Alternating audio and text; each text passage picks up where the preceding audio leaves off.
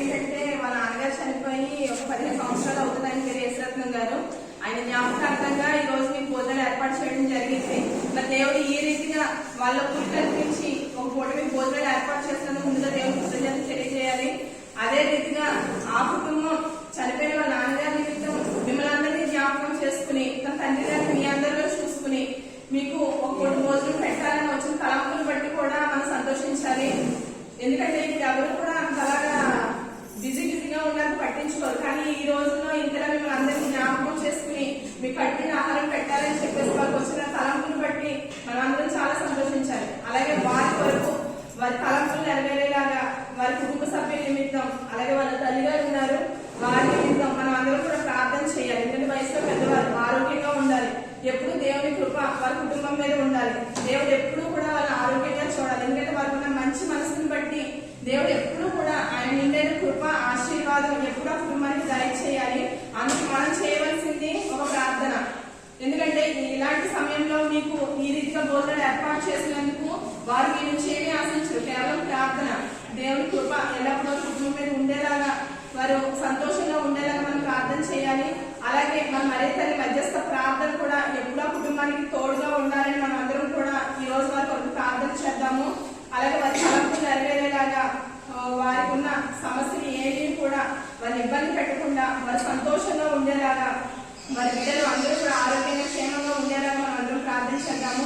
దేవుడు మనకు నేర్పిన ప్రార్థన ఈ రోజు వాళ్ళ తండ్రి గారి ఆత్మ శాంతించేలాగా, అలాగే వారి కుటుంబం సంతోషంగా ఉండేలాగా వారి కుటుంబం తరఫు మనం సమర్పిద్దాము. పరలోకమందున్న మా యొక్క తండ్రి, నీ నామము పూజించబడుగాక, నీ రాజ్యం వచ్చుగాక, నీ చిత్తము పరలోకమందు నెరవేరుగాక, భూలోకమందు నెరవేరుగాక. నానాటికి కావలసిన అన్నము మాకు నేర్చుకోము, మా యొక్క అప్పటి వారిని మన్నించినట్లు మా అప్పులను మన్నించుము, మా శోధనయందు ప్రవేశింపనివ్వక కీడులోని మమ్మల్ని రక్షించుము. ఆమేన్. దేవుని ప్రసాదం చేరాలి. దేవుని మార్గములను ఏలువారు మీతో ఉన్నారు. స్త్రీలో ఆశీర్వదింపబడిన వారు మీరే, మీ గర్భఫలము యేసు ఆశీర్వదింపబడిన వారగునే.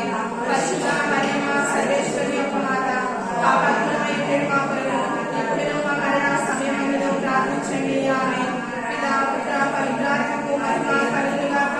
ఆదిలో కలిగినట్లు ఇప్పుడును ఎల్లప్పుడూ సదాకాలం కలుగునుగాక. ఆమేన్.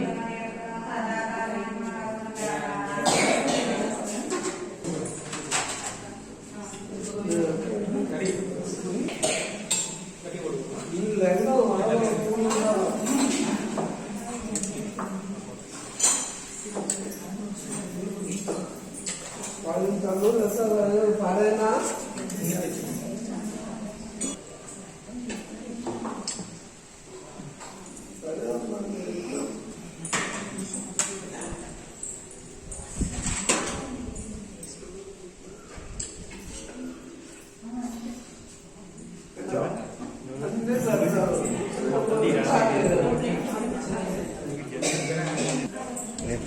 వెళ్ళు.